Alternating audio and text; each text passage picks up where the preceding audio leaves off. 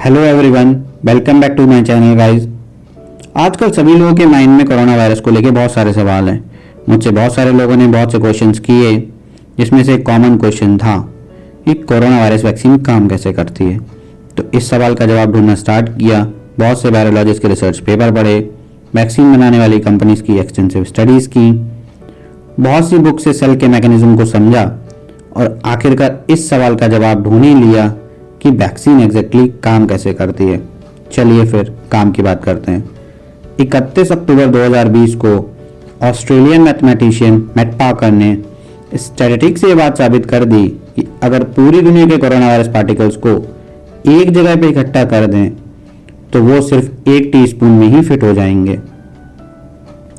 आज की इस वीडियो में मेडिकल एनिमेशन की हेल्प से यही समझेंगे कि आखिर 1 स्पून कोरोना वायरस पार्टिकल्स, जिन्होंने 33 लाख लोगों की जान ले ली, जिन्होंने पूरी दुनिया को लगभग 73 लाख करोड़ रुपीस का इकोनॉमिक नुकसान दिया, जिन्हें तबाही मचाने से कोई ना रोक पाया, उन्हें वैक्सीन कैसे रोक सकती है। मेडिकल एनिमेशन की हेल्प से ह्यूमन बॉडी सेल के अंदर चलेंगे और देखेंगे कि वैक्सीन एग्जैक्टली ऐसा क्या करती है कि वो कोरोना वायरस को मार सकती है, यानी कि how vaccine kills corona virus. एकदम बेसिक से शुरुआत करते हैं। एक बार कोरोना वायरस पार्टिकल आपके शरीर के अंदर एंटर कर गया, फिर उसका सिर्फ और सिर्फ एक ही मकसद रह जाता है कि कैसे भी करके वो इस ह्यूमन बॉडी सेल के अंदर घुस सके। ये आपके बॉडी का एक सेल है और बॉडी ऐसे 37 लाख करोड़ सेल से मिलकर बनी हुई है। कोरोना वायरस सेल के अंदर डायरेक्टली एंटर नहीं कर सकता। ये सेल मेम्ब्रेन है, यानी कि सेल की एक प्रकार की बाहर की दीवार। अब जैसे आप रूम के अंदर दीवार से नहीं बल्कि डोर से ही जा सकते हैं, वैसे ही कोरोना वायरस सेल के अंदर सेल मेम्ब्रेन से नहीं बल्कि डोर से ही जा सकता है।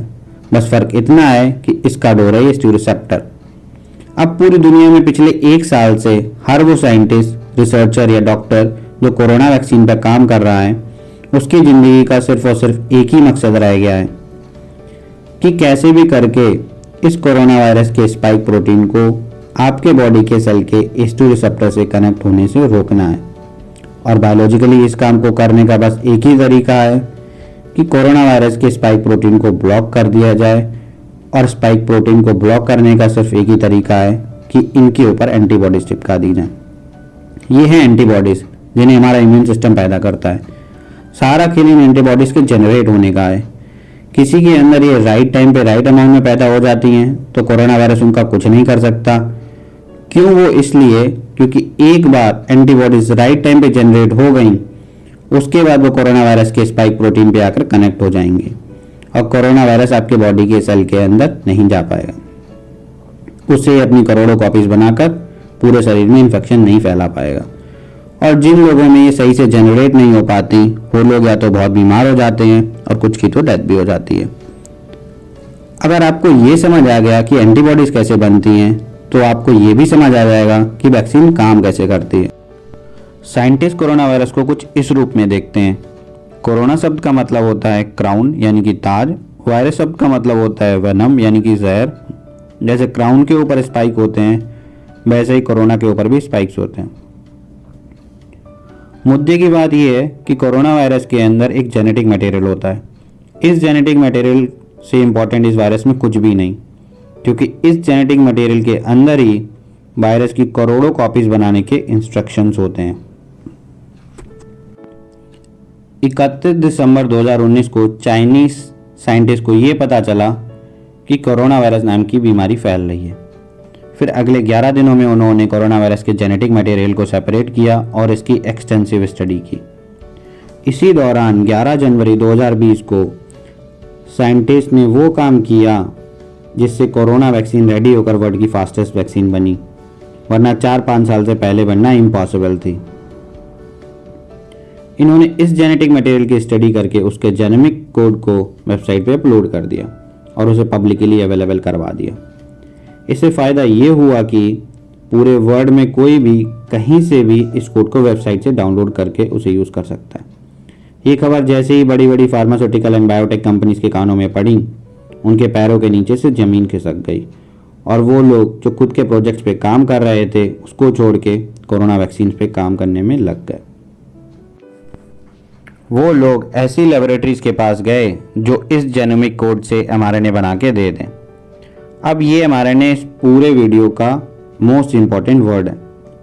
वो सिर्फ इसलिए नहीं कि हर न्यूज़पेपर आपसे चिल्ला चिल्ला के mRNA की बात कर रहा है, या फिर इसलिए नहीं कि कोरोना वैक्सीन को लोग कोरोना वैक्सीन ही कहना बंद कर दिए, अब वो उसको mRNA वैक्सीन कहने लगे हैं, बल्कि इसलिए क्योंकि ये mRNA ही आपके शरीर में कौन सा प्रोटीन बनना चाहिए इस बात के लिए जिम्मेदार है, और कोरोना वैक्सीन का इकलौता आधार। मैसेंजर आरएनए को ही शॉर्ट में mRNA कहा जाता है। खैर, mRNA अब बनकर तैयार है और वापस अब बायोटेक कंपनीज के मालिकों को मिल चुका है, और ये अपनी अपनी लैब्स में गए, इस mRNA को एक लिपिड नैनो पार्टिकल के अंदर पैक कर दिया और एनिमल टेस्टिंग सक्सेसफुल होने के बाद आपके डेल्टॉइड मसल या यूं कह लो अपर आर्म में इंजेक्ट कर दिया। अब यहाँ से असली खेल शुरू। अब ये लिपिड नैनो पार्टिकल आपके बॉडी के सेल के साथ फ्यूज हो जाएगा और mRNA को सेल के अंदर छोड़ देगा। अब यहाँ से ये वीडियो एक बायोलॉजिकल मोड ले लेती है। ये आपकी बॉडी का एक सेल है, इसके अंदर है न्यूक्लियस, उसके अंदर है न्यूक्लियोलस। वैसे तो सेल के मैकेनिज्म को समझने के लिए घंटों लग जाएं, हम लोग अपने काम की 4 चीज़ों को समझते हैं। ये है डीएनए। आपकी सेल में, आपकी बॉडी में बायोलॉजिकली एंड केमिकली कब क्या होना है ये डीएनए ही डिसाइड करता है। न्यूक्लियस के अंदर होता है न्यूक्लियोलस, इसके अंदर ही राइबोसोम्स बनते हैं। ये डीएनए mRNA में कन्वर्ट हो जाता है, फिर राइबोसोम्स एंड mRNA दोनों ही न्यूक्लियस से बाहर आ जाते हैं। बाहर आते ही राइबोसोम्स mRNA के साथ इंटरेक्ट करता है और प्रोटीन फॉर्म करता है। इन राइबोसोम्स को प्रोटीन फैक्ट्री कहा जाता है।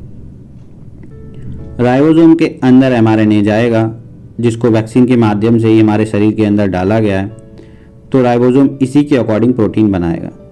जैसे ही राइबोसोम mRNA के अंदर जाएगा, राइबोसोम इस mRNA का कोड पढ़ना शुरू कर देगा और उस कोड के हिसाब से अमीनो एसिड्स की चेन बनाना शुरू कर देगा।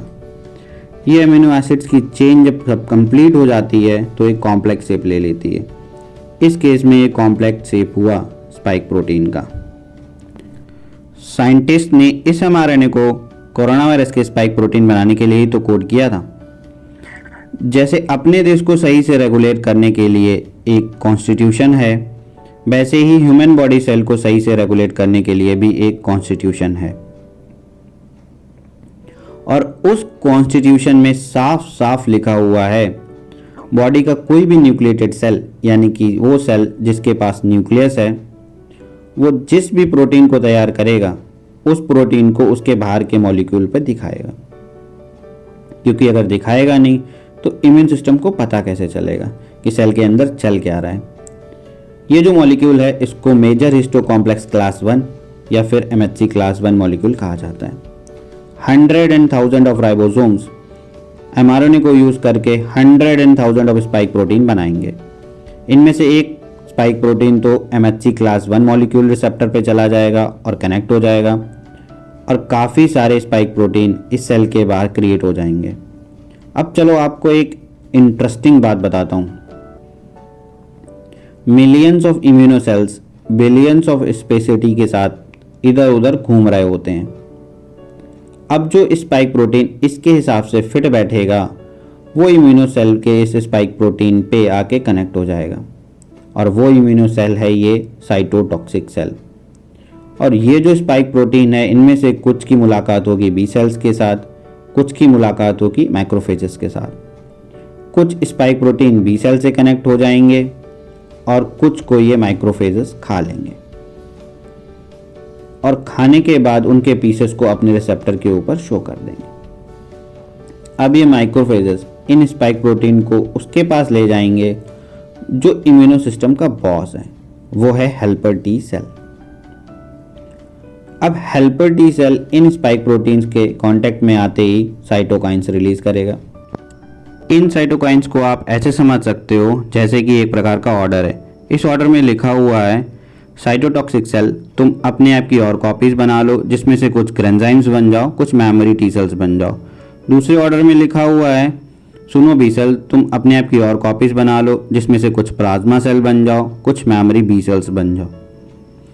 इस प्लाज्मा सेल का काम होता है एंटीबॉडीज रिलीज करना एंड ग्रेंजाइम्स का काम होता है कोरोना वायरस से इन्फेक्टेड इस सेल को डिस्ट्रॉय करना। असली कलाकार इधर बैठे हैं। इन memory B cell and memory T cells का काम होता है इस स्पाइक प्रोटीन को अच्छे से याद रखना, ताकि फ्यूचर में असली वायरस बॉडी के अंदर आए तो इसे पहचान सकें, पूरे इम्यून सिस्टम को एक्टिवेट कर सकें और इससे पहले कि कोरोना वायरस सेल के अंदर घुस सके, प्लाज्मा सेल से एंटीबॉडीज रिलीज करवा के फटाफट इसके स्पाइक प्रोटीन पे एंटीबॉडीज कनेक्ट करके इसके स्पाइक प्रोटीन्स को ब्लॉक कर सकें। अब एकदम सही समय है आपको बताने का कि वैक्सीन एग्जैक्टली करती क्या है। असल में वैक्सीन हमारे इम्यूनो सिस्टम को ट्रेन करती है, या यूं कह लो बिना बीमारी फैलाए हुए वैक्सीन उन्हीं एक्शंस को कॉपी करती है जो एक्शन तब होते हैं जब हमारी बॉडी में असली कोरोना वायरस एंटर करता है।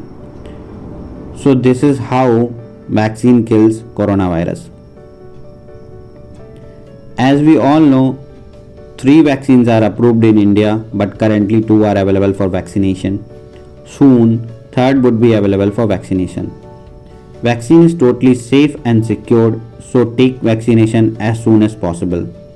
In case if you have any query related to the vaccines, comment below. I'll make a video as per the number of the queries. Follow all the COVID protocols as per the WHO and Ministry of Health India. Thanks for watching. Do like, share and subscribe. Thank you.